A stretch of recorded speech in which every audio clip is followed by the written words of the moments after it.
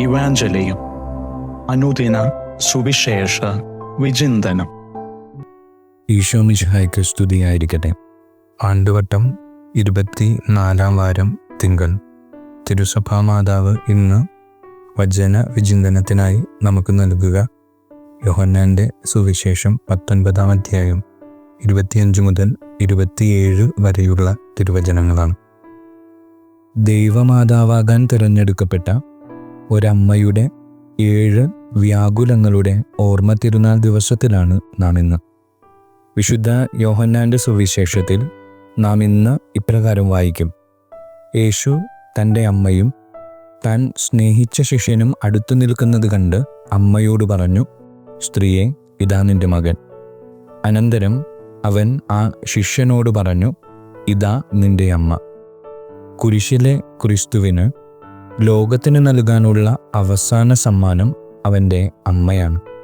കാരണം കുരിശോളം കുരിശിൻ്റെ വഴിയിൽ കൂട്ടായി വന്നവൾ, ഹൃദയം നോവുന്ന നൊമ്പരത്തിലും കുരിശിൻ്റെ കീഴെ തൻ്റെ മാറോട് മകനെ ചേർത്തണച്ചവൾ, തൻ്റെ പ്രിയപ്പെട്ടവരെയും ചേർത്ത് വയ്ക്കുമെന്ന് അവന് ഉറപ്പുണ്ടായിരുന്നിരിക്കണം.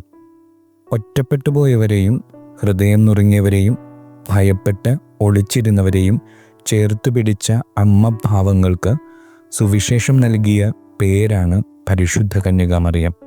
കുരിശിൻ്റെ സഹനങ്ങൾക്കും കുരിശിലെ മരണത്തിനു മുന്നിൽ ചിതറിപ്പോയ തൻ്റെ പ്രിയപ്പെട്ടവരെ ചേർത്ത് പിടിക്കാൻ ക്രിസ്തു കണ്ടെത്തിയ സുന്ദരമായ വഴിയാണെന്നേ പരിശുദ്ധ അമ്മ.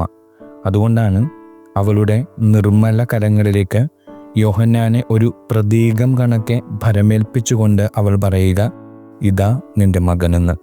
പിന്നെ ലോകം മുഴുവനും ആ അമ്മയ്ക്ക് ഹൃദയത്തോട് ചേർത്ത് പിടിക്കാനുള്ള മക്കളാണ്.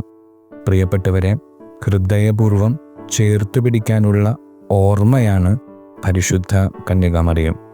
കനായിലെ കല്യാണ വിരുന്നിൽ സങ്കടങ്ങളുടെ നേരത്ത് ഹൃദയപൂർവ്വം ഒരു കുടുംബത്തെ ചേർത്ത് നിർത്തിയ അമ്മയെപ്പോലെ കുരിശിൻ്റെ കഥന വഴികളിൽ തളർന്നു വീണ പുത്രന് കാൽവരിയോളം നിവർന്നു നടക്കാനുള്ള കരുത്തു നൽകിയ അമ്മയെപ്പോലെ നഷ്ടധൈര്യരായിരുന്ന ശിഷ്യന്മാർക്ക് സെഹിയോൻ ഊട്ടിശാലയിലെ പരിശുദ്ധാത്മാഭിഷേകത്താൽ നിറയപ്പെടുവോളം ചേർത്ത് പിടിച്ച അമ്മയെപ്പോലെ നമ്മുടെ പ്രിയപ്പെട്ടവരെയും ചേർത്ത് പിടിക്കാൻ നമ്മൾക്ക് കഴിയുന്നുണ്ടോ എന്നൊരു ചോദ്യം മാത്രം. ദൈവം നമ്മെ സമൃദ്ധമായി അനുഗ്രഹിക്കട്ടെ.